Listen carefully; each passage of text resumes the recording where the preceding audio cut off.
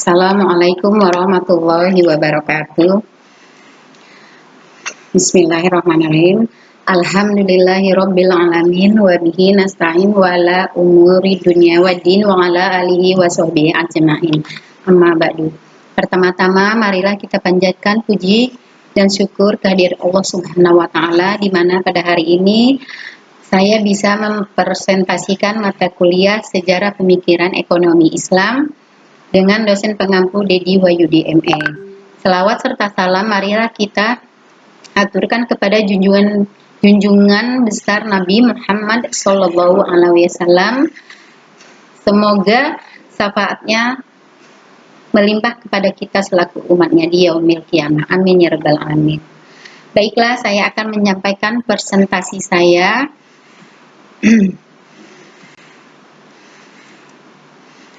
Awal sejarah munculnya ekonomi Islam. Kemunculan ekonomi Islam diawali ketika Nabi Muhammad SAW melakukan aktivitas perdagangan pada usia 16-17 tahun di sekitar Masjidil Haram dengan menggunakan sistem murabahah. Pandangan terhadap harta dan aktivitas ekonomi dalam Al-Quran berangkat dari naluri alami manusia. Manusia secara naluri memiliki kecintaan terhadap harta benda, hewan, ternak, anak-anak, serta ladang sawah. Harta pada kekayaan yang banyak merupakan sebuah kebaikan jika memenuhi syarat tertentu dan pastinya didapatkan dengan cara yang baik atau halal. Puncak kejayaan dari ekonomi Islam terjadi sejalan dengan puncak kejayaan peradaban Islam, yaitu pada abad 6 Masehi hingga abad 13 Masehi. Ekonomi Islam berkembang sangat pesat dan diterapkan di berbagai wilayah di dunia, terutama di daerah yang berada di bawah kepemimpinan Islam. Di Indonesia sendiri, sejarah pemikiran ekonomi Islam muncul bersamaan dengan datangnya ajaran Islam yang dibawa oleh para pedagang Arab, Persia, dan India.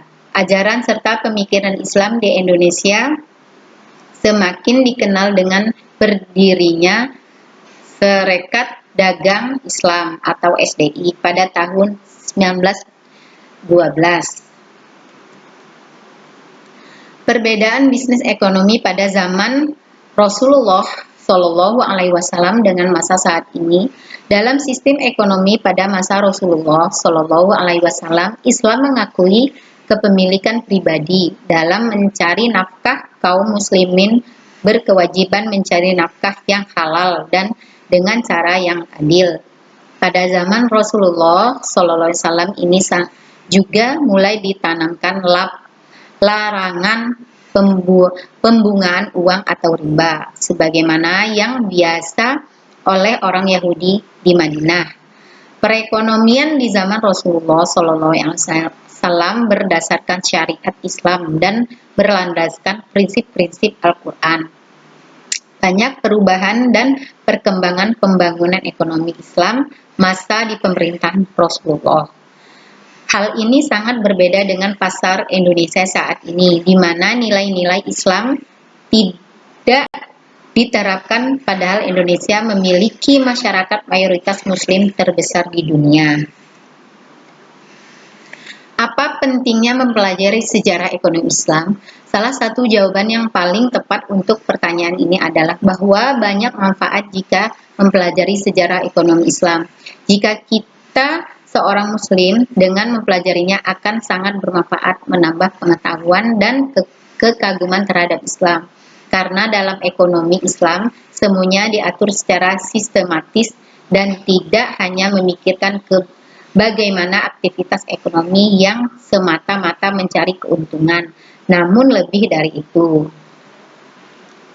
Dengan mempelajari ekonomi Islam, kita juga akan mengetahui tentang aspek jual beli yang dihalalkan dan rukun-rukun dalam bisnis menurut Al-Ghazali, yaitu pelaku bisnis, barang yang didagangkan, dan akad.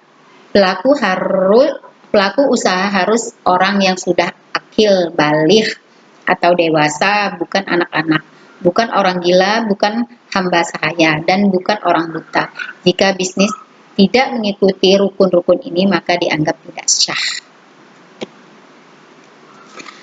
Sekian dan terima kasih. Wassalamualaikum warahmatullahi wabarakatuh.